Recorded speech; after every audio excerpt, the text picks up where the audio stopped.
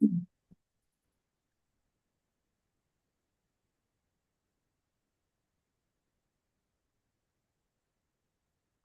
Yeah.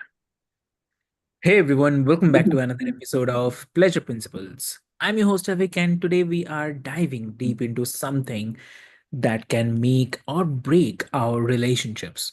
Intimacy. Yeah. Hey everyone, welcome back to another episode of Pleasure Principles.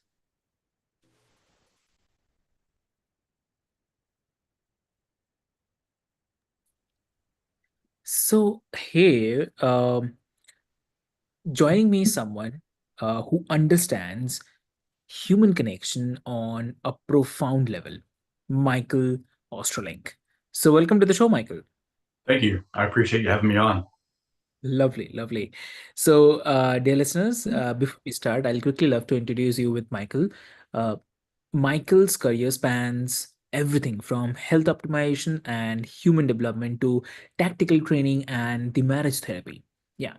So he's a master of both resilience and connection, and making him the perfect guest to help us understand how to truly cultivate intimacy in our relationships. So, with this, welcome to the show, Michael. Thank you. I definitely appreciate this opportunity for us to have a conversation on intimacy. And I'll kind of reframe something you just shared. I, Yeah. I seek to master. I've not mastered. I hope that it's a never-ending process of learning more about intimacy as well as resilience. Exactly, exactly. Truly said, yes. So, so Michael, like to start with, I mean, if you can share, like, what does intimacy mean to you? I mean, beyond the conventional definitions. Yeah. So one of the ways I like to think about it is intimacy is Mm. to me you see. That it's an opportunity for each person to really see deeply into the other person, not just the surface level persona, the masks that we wear, but who they are really are deep within that. And it's you can one consider it as a spiritual practice of sorts, and actually is a spiritual practice of sorts because it Mhm. requires both people to be really open, honest, authentic, and connected to their own inner sense of self, so they can both express what that is to the other person and learn how to be and hold the space for the other person expressing the same to them. Mm. And I'll stop there because there's a lot to that, but let me just stop there and see where you want to go with this. No, yeah, sure, definitely, definitely, you can share. I mean, there are a lot of things, definitely. But how has your work in transpersonal psychology and the somatics influenced your understanding of the intimacy? Yeah, that's a great question. Thank you for that. So let me start with the somatic work first. We are embodied beings. We literally have bodies, but most of Western psychology is organized around what happens between the ears. You know, how we think about our thinking, all of that is really important, even some behavioral things. But there's very little attention paid to like how actually things show up in the physical body. Yeah. And, I think that's limiting and that's changing over time. And Mhm. what's really important is if we don't begin to learn to live inside our own bodies and manage them differently than we have, what happens is one of at least one or two things. Things come out sideways in terms of passive aggressive behaviors because we're not familiar enough with our own unconscious processing, how we do things, and things just come Yeah. out sideways.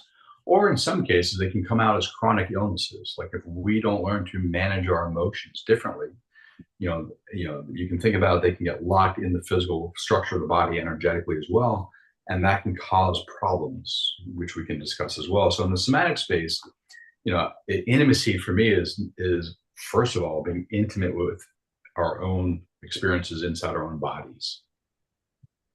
That is Mhm. different than, but related to learning to be connected to someone else's physical body and their experiences within, as Alan Watts might say, their skin Mhm. cap of an ego. Yeah, understood. So, like, I mean, it's really fascinating because so many of us equate intimacy with the physicality, but definitely you are talking about something that's more about presence, awareness, and the connection. So that's really fascinating. So, in a world that glorifies independence, so how do we cultivate that deep, vulnerable connections without losing ourselves? What do you say? Well, a great question, and that's actually a concern many people have, especially people on on a more spiritual path of sorts, who are doing psycho spiritual work. Hmm. So my first answer, and this can be done on your own, it can be done in relationship, but you need to have a relationship with self. You True. need to you need to understand your own dynamics, like your own unconscious processing. You might want to call them the wounds when you get triggered or activated. How you do what you do. As a somatic trained practitioner, I Right. will say to my clients, it's interesting why something emerged in your system. Like, oh, when I was 5, my mom and dad said X, Y, and Z, and then that set me off on a whole path of life. Yeah, okay, you can relate it back to a certain moment in your life, 5, 7, 12, Correct. multiple different things. But a question I think is even more interesting and speaks to what you just asked is how Hmm. does that show up inside of you? What is the breathing pattern? What's the muscle Hmm. tone? What happens to organ systems? What do you hear? The tone and volume, the language that's being used. It's like there's a whole beingness that shows up inside your system when you're activated in a relationship with another human being related to something you learned most likely as a child. So it's important in my take on this whole thing. It's like we learn about ourselves that way, like how I do what I do. What are the games I play inside my own mind? What are the games I play with these other human beings in the world? And I don't use games lightly. I'm not like we're playing games. It's more like we have certain things we do in the world to teach us how to survive. We've picked up these strategies and tactics. That's what I refer to as games. So first of all, you need to learn all the games we play with ourselves, the different programs. And then part of that diving in is like, who are you prior to those games being created, the personality, the masks that we wear. Once one is more comfortable sitting in that space and operating from that space, you can call it the heart, you can call it the soul, you can call it the big S self. I mean, there's different terms for different perspectives. But when you operate from that place in a relationship, you're less likely to lose self because your self is so grounded in the reality of your own self, in who you really are. And it doesn't mean you don't love someone. It doesn't mean you can't relate to someone, but it just you relate to them differently because you're not relating from wounds and fears and insecurities, but from the very grounded nature of who you really are behind all the masks that you wear. Lovely. Yeah. And do you think that our culture's obsession with the self-resilience or the reliance, self-reliance, make us afraid of the true intimacy? It's a great question. So here in the States, I would say that the individuality, which really is really hyper individuality here in the States, is actually a very surface level one. It's more about immediate feelings and sensations and thoughts and gratifications and stuff like that. And a whole uh, structure of economics is organized around that. Like, how do we take advantage of someone not feeling well about themselves? We can sell them stuff to make them feel better for the very moment. So I would say our individuality is, as I said, very surface level, and you can really take advantage of it. Marketing takes advantage of that all the time. I would hope in time that we become more individualized, more self-reliant, and I don't mean that in terms of like you don't care or connect to another human being, but you're so much more grounded in yourself. You're no longer or less likely to be moved by cultural forces, Madison Avenue, or the government, or your teachers, or even religious leaders, or whatever. I mean, you can choose to be moved by them how you want to, but there's a choice there. It's not kind of an emotional reaction based on your earlier training. So, more individuality, more depth to the individuality, I think is important. Because I think it's through the depth of the individual that you actually start connecting more deeply to other humans, and if you want to say the world around us, not just human beings. Exactly. Yeah. And like it's almost if as if like intimacy requires a kind of strength that society doesn't always talk about, like the courage to be seen, flaws, and it all. Like, I mean, it's everything. So, also, like, you have worked with high performers, like elite athletes, military personnel, and the resilience experts. So, how do people who are trained for the toughness and self reliance learn to let intimacy in? Oh, I love that. That's a great question. And actually, something it's funny you even bring that up because it's something I've been pondering a lot recently. Mhm. Because what I find with a lot of the high performers I work with, whether they're military or law enforcement or athletics or even entrepreneurs, is to your point, like they are really, really cultivated and skilled in that one lane of Mhm. life, but usually at the expense of intimacy with self and intimacy with like their partner, if they happen to be married, their spouse and their kids. And you'll hear that a lot, like because a lot of these people, after time, as they get, especially as they get older, there are a lot of health conditions emerge because they Yeah. weren't intimate with themselves and they weren't able to understand like they're really driving themselves into the early Mhm. grave. That's one thing. Like there's a lack of self-awareness of internal processes, somatically Yeah. speaking. But to your point too, it's like, yeah, I mean, it's great you're successful in this one lane of your life at the cost of your family, and your kids don't like you, and your spouse doesn't talk to you that much. All that stuff. So one of the things I help them do in terms of these elite folks is what I say is I take high performers and make them elite, and I take the same way they approach to a certain extent, whatever field they're in, military, law enforcement, entrepreneurship. And I said, you have a great skill set. I mean, we might want to modify it a little bit at stage in your life, cool. But we can apply that same type of thinking and way of being in the world to your other areas too. Like, so you can show up for your wife if you happen to be a man or a heterosexual couple, or if you're a woman with your husband or whatever the relationships might be, you can learn to show up differently for your kids.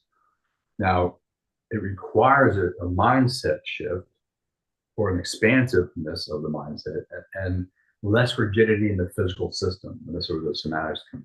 Because what I find with a lot of people who are really high performers, there's a way that their systems, their physical systems, energetically and emotionally Yeah. as well, are really rigid towards the goals that they seek, which Mm. can have a place. There's a place in the world for that and a need for that at certain times.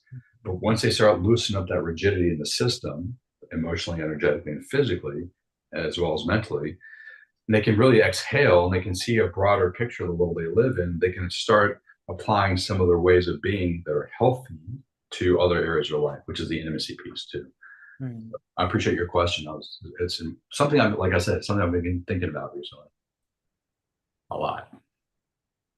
Exactly. That's great that you have. I mean, you explained it so well. I mean, it's really really important. And also, on this, like, um, are there any specific techniques or maybe uh, practices that help cultivate emotional openness in this high performance environments? Yeah. So one of my favorite ones, and so just for background sake, I'm Okay. as managing family therapist for almost 30 Mm. years now, 25 years or so I've been in the coaching space. And I work with individuals, I work with Mhm. couples, and I co-lead a men's group with a gentleman named JC Clay. Mm. My couples, and it's true for some of my individuals, let me walk through a couple of the exercises I do. But let me just do the couples ones first. What I find is like in our culture, there's a lot of noise in the system. Like Mm. if you're in an elevator, there's music. If you're getting gas, there's a video you're watching. Like there's no place Mm. for quietude, which I think is a problem because as human beings, Yeah. our systems are not made for constant noise in the system. Mm. It makes us hyper vigilant. It causes all kinds of health conditions, which we can get into later. But also doesn't allow for a connection with another human being. Mhm. So what I will have my couples do is, for instance, or even my individuals within the couple, say, all right, well, let's work on being presence with your spouse. What might that look like for you? And I get really really detailed with them. Yeah. I talk about from abstract to concrete. Because if they say, "Oh yeah, I'm going to be more present with my wife or my husband," like great. Like, what does that actually look like? What will you be doing differently? Mm. And they'll give me like a couple criteria, and I'll walk through a couple of them. I'll say, "That's wonderful. Now talk to your spouse. How would they know you're being more present? Because they're the ones that you want to be present to. They need to help create the criteria so you know that they know that you're being more present. That's the feedback you need. It's not just about your subjective sense, like, oh, I'm being more present. Well, if your partner or your spouse doesn't think you're being more present, then it's kind of a useless exercise. You're just, Mm. you're deluding yourself. So you get the criteria, and the criteria might be, okay, I'm not going to have my phone I'm going to make eye contact. I'm going to do some active listening or like reflect back what I hear you saying to make sure we're on the same page. I'll be curious. I'll ask some deep questions, what some of those criteria. And then you can assess yourself in your daily activities with your partner, your spouse, your wife, your husband, and say, did I do those things? And you can ask your partner because he or she might say, you're still on your phone, you're walking, I don't even see your eyes, we're not making eye contact. I have no idea if you're listening to me. You're not even engaging me in the conversation. There's no curiosity there. That's really important feedback. Great. Okay. So you're not actually implementing what you think is important to you in terms of being present with your spouse. So that's True. one exercise that I will have people do. And I'll stop there and have another one, which I think is even more powerful than that. Mhm. That's important. Yeah, exactly. So many relationships suffer from the intimacy fatigue, and where couples feel like they're disconnected despite of being physically present. But what are the key reasons this happens? I mean, how and also like how can we fix it?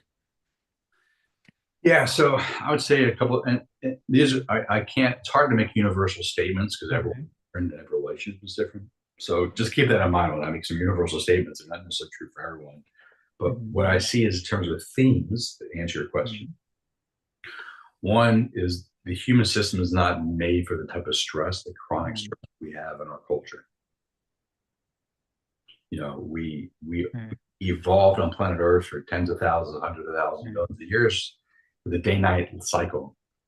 There's a rhythm in nature, and we are nature that we no longer follow since the rise of the Industrial Revolution. We have Mhm. artificial lights as examples. We're on our computers, iPads, iPhones throughout the night or late into the night, which can be disruptive to our ability to actually fall asleep and get deep, restful sleep. We Mhm. have all kinds of chemicals, we use in the morning to wake us up, caffeine, nicotine, other things. We have various chemicals that help in quotes put us to sleep. Sleeping pills, THC, whatever we happen to do. Those things have consequences. They're costs to our human system for prolonged use of those things. But we keep doing it. We keep doing it. We burn the candle at both ends. So one thing I see is that we have not learned to regulate ourselves well towards optimization of our human systems into circadian biology or the 24-day night cycle. Once that Yeah, starts getting dialed in, we're sleeping better, we're moving better, we're eating better, we're dealing with our stress better, all of those type of things, which we can dive into if you like. I find that it's much more likely that the couple can connect more intimately. Not necessarily guaranteed, but if you're stressed, you're tired, you're worn out, it's less likely you're gonna be able to connect fully with your partner. Also, I'll just stop there on that one, see if you have comments, mm, questions, because there's more there to add. understood. Understood. And so, like, is this something that you have seen across different types of relationships, like from romantic to professional? Well, so yeah, I think that's a great question. So intimacy doesn't have to be limited to your Mhm. romantic partner, like your life Yeah. one. It's friends, family members, coworkers, and I would say that the same dynamic I just described in terms of the human system not adjusting well to the industrial and post-industrial revolutions that we're now embedded in information. Mhm. I see that showing up with people in all the relationships. I see it in people at work. They're overly stressed, they're not sleeping well, they're not eating, they're not moving well. There's chronic health conditions, which makes being intimate with another human being more challenging. Because if you feel like crap, it's kind of hard to relate honestly, openly, caringly, compassionately, empathetically with another human being. Mhm. And that's a problem. So yeah, I see like if people start to dial in their physiology a little bit better quality of sleep, better nutrition, fitness and movement practices, living more in the day night cycles, that Yeah. they're more likely to be able to engage other people with more intimacy, connection, love, and Mm. care. Understood. Yeah. And so you have explored the non-ordinary states of the consciousness and peak performance also. So, uh, can altered states help us break the intimacy barriers? That's a great question. So, Mhm. just for discussion's sake, Mhm. so my degree is in transpersonal counseling psychology. Yeah. And your listening audience might not know what that is in terms of non-ordinary states. So we studied all the various religious systems globally, everything from the monotheistic religions from the Middle East, Judaism, Christianity, Islam, Hinduism, Buddhism, Taoism, the shamanic Mm. traditions. And you look at any of those traditions, they all have spiritual practices: meditation, yoga, breath work, sensory deprivation, some pain stuff. Some have plant medicines, chanting. There's a wide variety of practices. And those practices can, in many cases, do induce altered states or non-ordinary states of consciousness. So I just kind of give some context to my answer. There is one particular medicine that's been studied, and this is not limited. I don't want to limit it to a particular type of medicine, but I just use this as an example. I actually did my master's thesis on this 30 years ago, almost 30 years ago. MDMA. MDMA is also called ecstasy on the streets, and then pathogen. It's a heart-opening medication. It's not legal here in the States yet, but I could imagine in the next couple of years it will be, because it's shown to be efficacious with combat veterans with PTS and other such people dealing with PTS. But what originally discovered to do was help facilitate deeper connections within couples. In the 80s and early 90s, before the DEA here in the States criminalized it, it was used for couples counseling, because what it does is it opens the heart. It drops one's defenses, opens the heart. So you're much more aware of what's going on inside of you. You're more aware of your feelings. You're aware more deeply of your thoughts, and you're less likely to be afraid of expressing them. A lot of us don't know what we feel because we repressed it. A lot of us might know what we feel, we don't like it, so we don't express it, or we express it in unhealthy ways. This particular medicine changes consciousness in a relationship with another human being and allows them to be more honest and open with each other. Now, that needs to continue after the medicine session. You need to keep your heart open and keep connecting in that deep, meaningful way. But it gives you a glimpse in that altered state of consciousness, or the non-ordinary state of consciousness. You get to see what it's like to be fully, not fully necessarily, but more heart open, more loving, caring, compassion to yourself and the others, and how you can be in that space and really work on the deepening your connection with other human being in front of you, as well as deepening your connection to yourself. And that's just one medicine, but there are multiple different practices that can induce non-ordinary states that can lead to things like that. Understood. Yeah. Perfect. So, like, for those who are listening who feel disconnected in their relationships right now, what's one thing they can do today to start rebuilding the intimacy? I love that. That's great. So I have a practice that I have all my clients do, my couples, when we first get together for every session. And I encourage this as a daily practice. So you sit in front of your partner face to face. You always seek permission, get permission, consent, to put your hand on their heart, and they can put their hand on your heart. And you just have eye contact and you just breathe together. You literally just do that for 5 minutes, no conversation, just breathe together. And what I find is it changes the state. Having your hand on the heart of the person you love, even if you don't particularly like them that moment, can relax your system, thus helping them relax their system. The eye contact, like you hear like the eyes, or this, you can see into the eyes and into the souls. Like, hey, you might not particularly like this person at this very moment. You're stressed, you're disconnected, but you can have that memory of that connection you once had through that eye contact of like, ooh, there was a moment, it could have been 5 minutes ago or 5 years ago or whatever it was, where I deeply felt connected to this human being. And I can reconnect to that in this very moment just through the eye contact and the hand on the heart. And by both breathing together in a deep, meaningful way, like the abdominal breath, both our systems get to relax. So it's an exercise on co-regulation. You get to deeply connect physically, mentally, emotionally, and spiritually.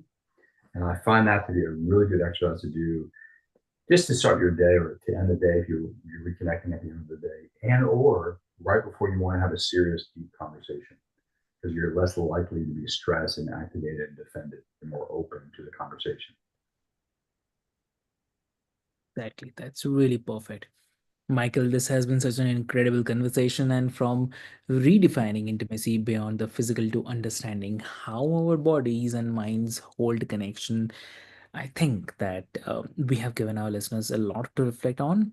And to everyone who is tuning in, What's the one thing that you are going to do today to deepen intimacy in your life?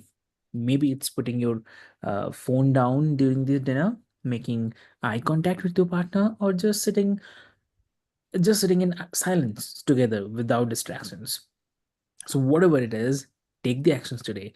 And because intimacy isn't just about something that happens, it's something that we create. So, Michael, where can our listeners find more of your work and insights? I appreciate that. So website is Michael D as in David, just Michael D Ostrolenk, OSTROLENK.com. I'm Mhm. also on Twitter at M Osterlenk, OSTROLENK. Instagram, also M Osterlenk, and you can also find me on LinkedIn, Michael D Osterlenk. Perfect. Perfect. Lovely. Amazing. So thank you so much again for being here today. And to all the listeners, if you found value in this conversation, share it with someone who you care about.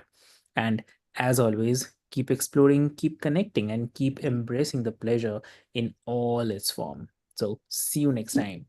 Have a great day ahead.